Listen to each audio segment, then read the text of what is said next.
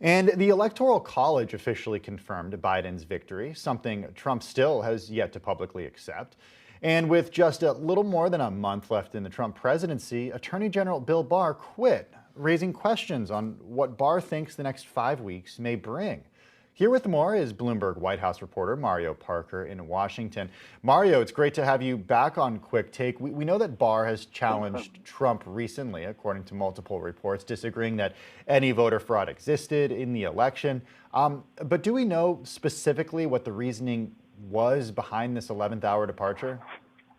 We don't, at least officially, but of course, as you kind of alluded to, it doesn't take much tea leaf reading to see that the president has been displeased with Attorney General Barr. As recently as this weekend, the president made comments about his displeasure that Barr didn't essentially do what James Comey did, which was to at least confirm an investigation into Hunter Biden, of course, the son of the president's political opponent, Joe Biden. Is there still the opportunity for an acting attorney general to start a special investigation or some sort of special counsel, appoint a special counsel into Hunter Biden, or is that not necessarily legal because this next attorney general will likely be acting?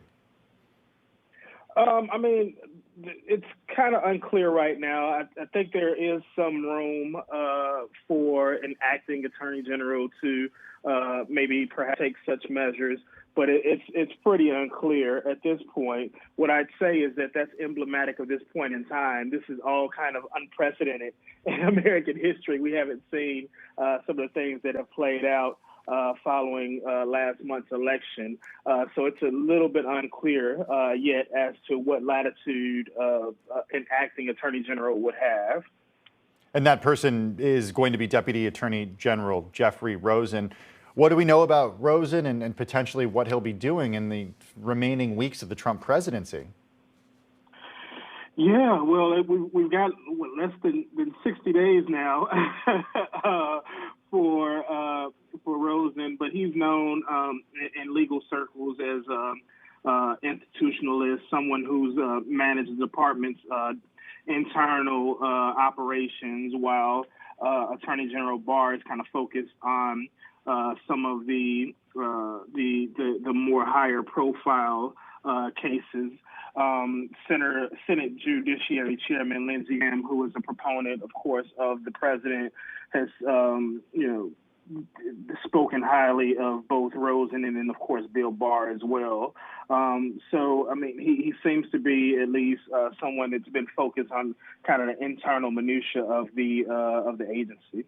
Okay, let's shift gears a little bit because yesterday was just chock full of big news, including the Electoral College confirming President-elect Joe Biden's victory. After this, what comes next for the president-elect? Well, the president-elect continues to pull together his cabinet, which has drawn a lot of attention. I'll be traveling with him today to Georgia, where he'll stomp for John Ossoff and Raphael Warnock in a Senate race that could determine the balance of power in D.C., whether or not the Democrats have a majority in both chambers, which would drastically, of course, alter Joe Biden's ability to carry out his agenda and govern. Okay, I want to end with the stimulus bill, Mario. Where do we stand with the stimulus bill? There's only 3 days left to pass something.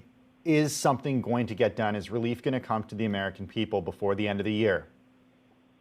I mean, there's a lot of appetite for it. You've got when you've got Bernie Sanders and appearing with Republicans who often criticize him, and then you also still have the president who has been advocating for large payments to go out to Americans. It looks kind of good, but again, this is something we've been doing now for the better part of the last 3 or 4 months.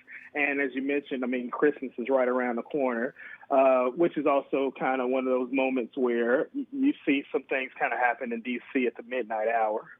All right, Mario Parker from Bloomberg News. Mario, safe travels today as you head to Georgia, and thanks for taking the time. We appreciate it.